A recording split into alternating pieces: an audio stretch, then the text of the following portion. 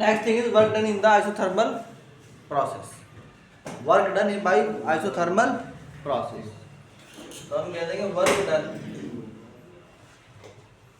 In isothermal process. Isothermal process में क्या होता है, वर्क डन, ठीक है नहीं है। तो हम कहते हैं कि आइसोथर्मल प्रोसेस किसे बोलते हैं, जब कोई टेम्परेचर कांस्टेंट कर दोगे सिस्टम का, उसके बाद तुम हीट सप्लाई करोगे तो क्या बोलते हैं, आइसोथर्मल प्रोसेस। तो हम बोलते हैं when heat is supplied, heat is supplied in a system by keeping the temperature constant, by keeping the temperature constant। आई बात समझ में। तो हम कहते हैं, मान लीजिए ग्राफ एक सिस्टम है, let the volume of A system, मान लो इस सिस्टम का जो वॉल्यूम है क्या होता है, चेंजेस फ्रॉम, पहले कितना था V1, फिर क्या हो जाता है V2। आई बात समझ में। एट प्रेशर P1 टू बोलो भाई P2, वी नो दैट, अच्छा, keeping the temperature, keeping temperature क्या कांस्टेंट, इसमें टेम्परेचर को क्या रखेंगे, कांस्टेंट रखेंगे, कितना, कैपिटल T। बात समझ में आई कि नहीं आई। एक सिस्टम था, उसका प्रेशर P1 था, P1 से क्या हो गया P2, वॉल्यूम V1 था, V1 से क्या हो गया V2, और टेम्परेचर क्या रहा कांस्टेंट। तो इसे बोलते हैं आइसोथर्मल प्रोसेस।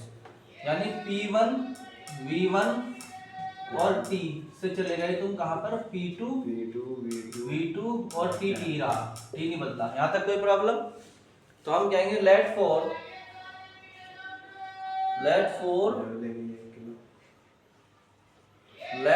Small,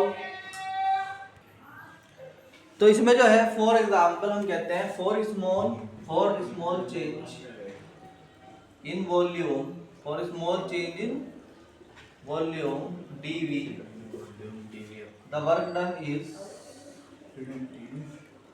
dW।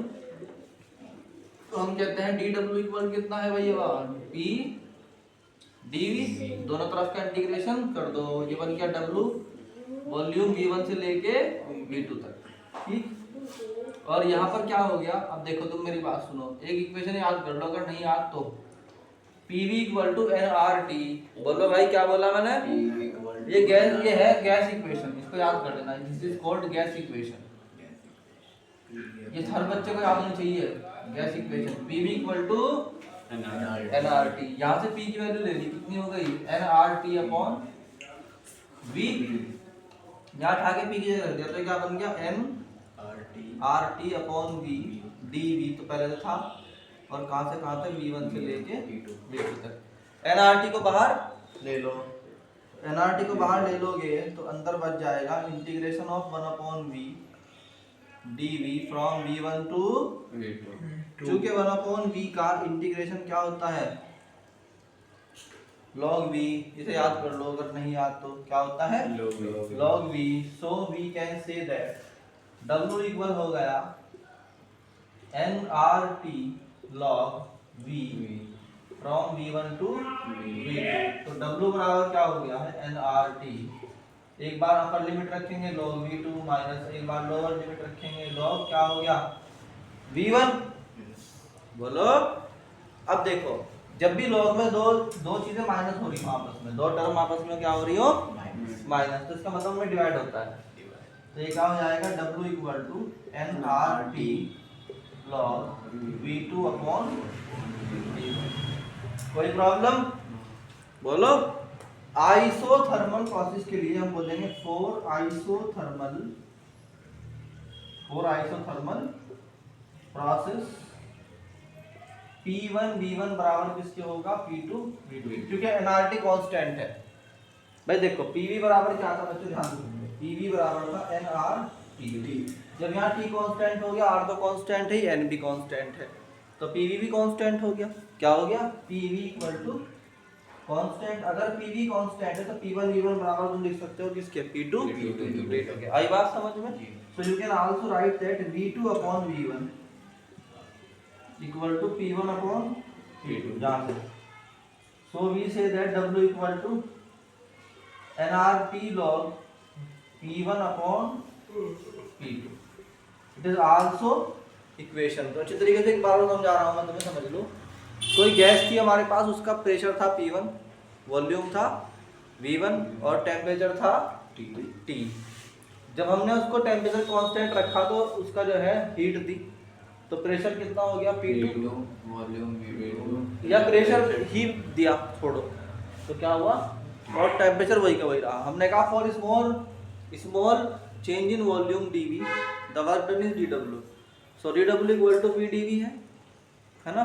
तो टोटल वर्क डन के लिए क्या करते हैं, इंटीग्रेशन करते हैं, कहाँ से कहाँ तक, V1 से लेके V2 तक। तो ये कर दिया हमने।